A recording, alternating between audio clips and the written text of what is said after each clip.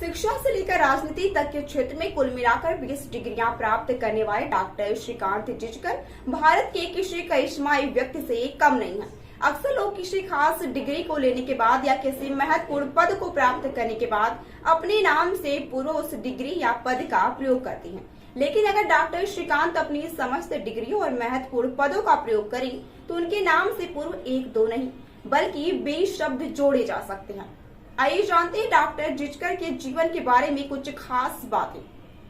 14 सितंबर 1954 को नागपुर में जन्मे डॉक्टर श्रीकांत जिचकर ने सबसे पहले रिसर्च का सिलसिला किसानी से शुरू किया और इसके बाद उन्होंने राजनीति, थिएटर, जर्नलिज्म और क्षेत्रों में भी अपनी रिसर्च जारी रखी। सबसे पहले उन्होंने मेडिकल फील्ड में MBBS की डिग्री ली और इसके बाद MS की लाइन में चले गए।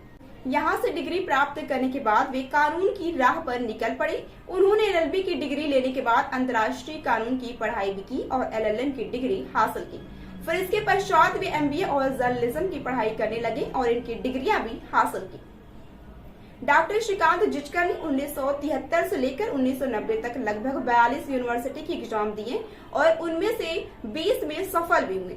इस दौरान उन्होंने कई सारी परीक्षाएं तो प्रथम डिवीजन के साथ पास की और कई में गोल्ड मेडल भी जीता।